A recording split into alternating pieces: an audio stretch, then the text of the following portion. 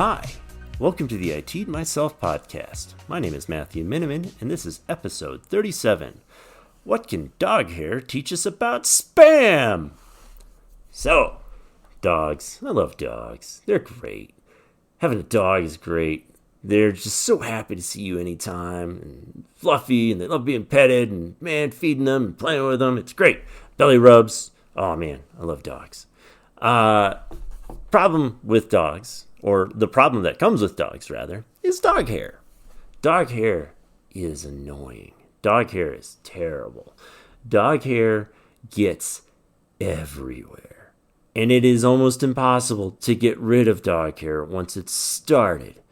We find dog hair, the hair of a dog that has been dead for 20 years, still, in our house. And they've never been in this house, but we still find that hair.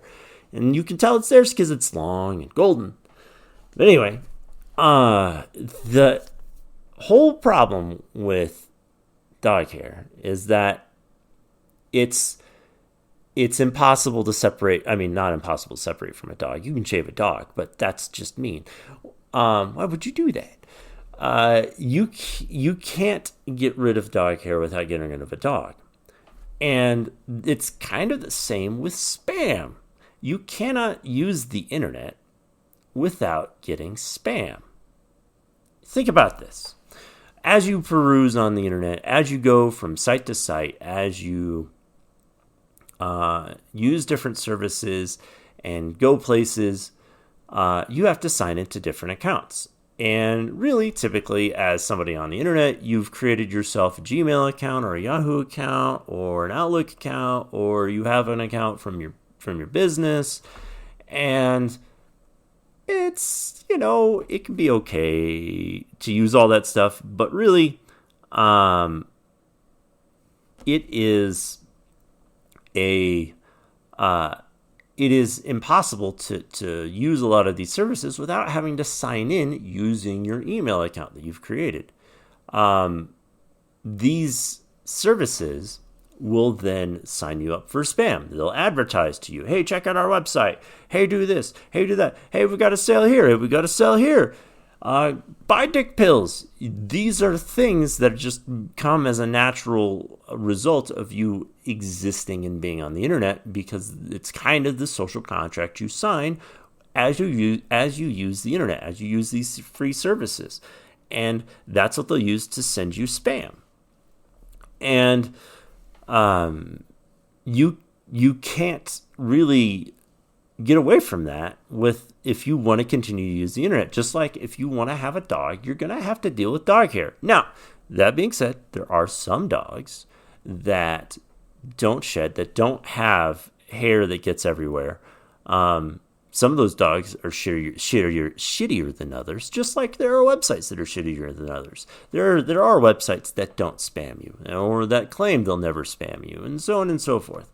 And that's super great, but a lot of them will, and you can't go out and use the internet without getting some dog hair on you, without getting some spam. Just like you can't go to a dog park without getting just a little bit of dog hair on you. I don't know if you've ever gone to a dog park, a big dog park at least. There are some dog parks around where I live that are square miles in size, and there are hundreds of dogs in there at any one time during a weekend. And when you walk in, you are assaulted by beasts of all shapes and sizes. Oh my God. It's both fantastic and horrible to get just absolutely covered in mysterious substances the instant you are greeted by a dozen animals. Anyway, that is kind of what it's like being on the internet. You just can't get away from it. It's a part of the contract of using the internet, just like dog hair is part of the deal when you get a dog. So some of the other aspects of spam are that it's notorious it's notoriously hard to stop spam. It is very difficult to get rid of it and stop it. Now you can go to companies and you can do the unsubscribe button. You can tell them to no longer send you spam. You can filter out those spam senders and things like that. But it's notoriously hard to stop the spam, to stop the massive amount of spam on your email account, especially if your email account's older. It's notoriously difficult to stop that because of the nature of email and how it has to work. And so, to give you an example, a lot of organizations require you to allow them to spam you in order to use their services, which is okay. And then you can unsubscribe to their spam, but the next time you sign into their service or use their service, it changes your preference back to allowing them to spam you because it's part of their whole process. It's a scummy way to do business, but it's how a lot of companies do this, is that they basically, anytime you sign in, you're agreeing to receive emails from us. So every time you click that unsubscribe, it's going to be undone every time you sign in. That's one way that spam is notoriously difficult to stop. The other is that companies pay to send spam. They pay to advertise and send out these blasts of email. And they don't just pay you, they don't just pay, the company that sends the emails or sends the spam. They pay the search engines. They pay the email filters. They do that so that they can bypass a lot of the email filtration to get to your inbox. Now, email filtration is very difficult to get right for a lot of reasons. Because, one, you don't want to stop legitimate emails, but you want to block legitimate emails. And how can you tell the difference between what's an illegitimate email and a legitimate email? Other than being a human, how do you tell that? How does a system go through that process in a mathematical formula? How do you get A plus B equals spam? How do you get that? Well, it's difficult for spam filters to do. And the primary way that a lot of spam filters will do this is they have a calculation based on the content and formulation of the email.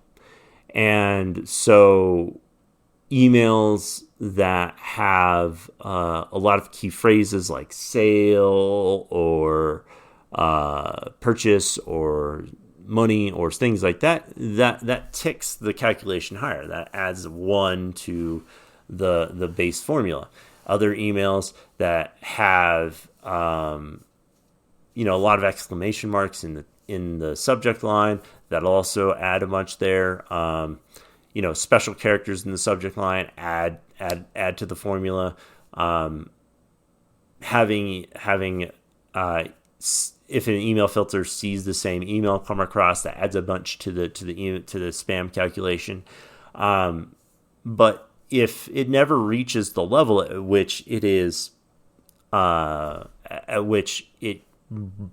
marks it as spam, it's going to be notoriously difficult for the spam filter to stop that specific email.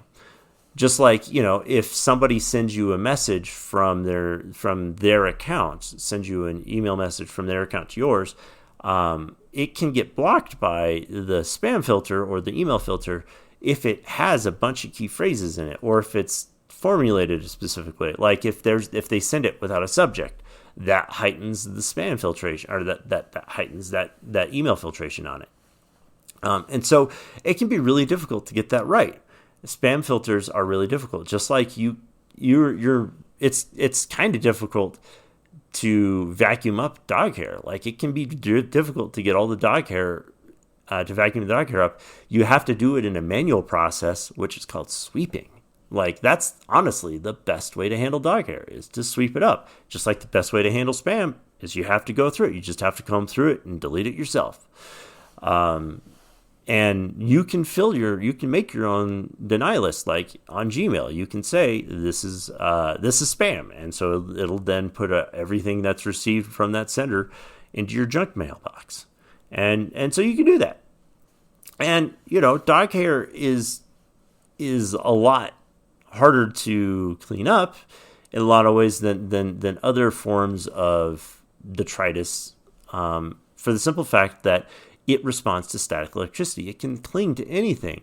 Just like when you are browsing the internet, you can pick up spam from anything that picks up your email address. Like if you have tracking cookies and you go to specific websites, you may have never signed into this company's website, but because they put a tracking cookie on your computer, they saw you sign into another place using your email address, which was plain text, and that causes them to be able to know your email address to then send spam to you.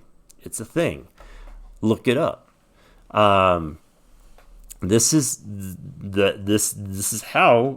reason why spam can be particularly difficult to combat and stop and prevent an entire 100%. So, what can you do? What are some other things that you can do to help remediate the spam? Well, the obvious answer is, well, if you don't want spam, don't use the internet, don't use services, don't sign into anything, don't have an email address. Okay, yeah, but it's like saying, well, if you don't want dog hair, don't have a dog. Well, I want a dog, goddammit.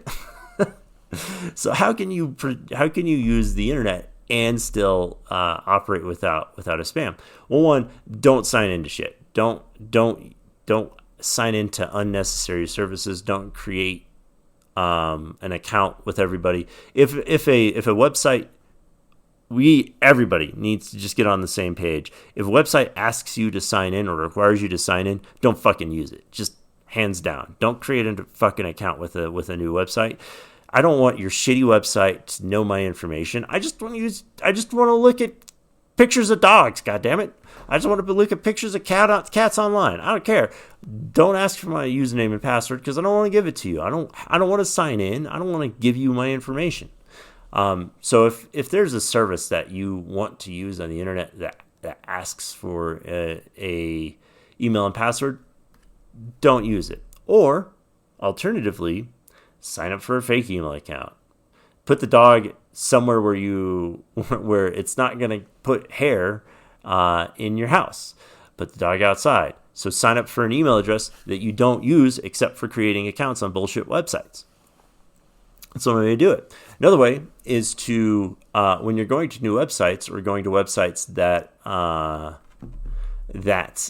you don't necessarily know are free of tracking cookies, use an incognito mode. Don't use a browser that you've signed into. Don't use a browser that you've signed into another service for, or that you use to sign into another service. Because those tracking cookies, those cookies that those other websites lay on your machine are how they get that information. Another way to avoid spam is to not give out your email address. I know that's really kind of basic and kind of a no shit situation, but I mean that also in not the internet. I mean in the real world. Don't just hand out your fucking email address to a restaurant because they're giving away a potential free meal. If you have a business email address, you probably have an email signature, which includes all of your contact information for how people can get to you. And so, or if you have a business card, it probably has your email address on there too. So don't just fucking hand that to people. Don't just scatter shit around. That is how people get your information to spam you and send you shit that you don't want. And so, what is the purpose of spam? Well, the purpose of spam is really just marketing. It's to bring up new business. It's to draw up new business. It's to get you interested in something. And I have a really hard time finding that it's worth it for companies to do this. I might be dumb, but it sounds to me like the amount of money that people spend on marketing could be spent better doing things like actually improving a business. But the purpose of spam is generally to get you to go to a place to spend more money with them. That's generally what it is. Or sign up for more services so they can track more of your information. Basically, it's to get you to provide them with more money. Just that's the basis of it. And so in that way, we kind of deviate from the dog hair analogy that I've laid down here, in that spam can ultimately just be entirely useless. Whereas dog hair, it's to cover the dog. It's what makes dogs so fun, and it makes what makes them them. You can't separate dog from the dog hair, but you can separate spam from a business. But the worst scenario here, the worst possible fucking scenario, is getting spam in your dog hair and dog hair in your spam. Well, all right, that's all I got time for today, guys. I hope you have a great day.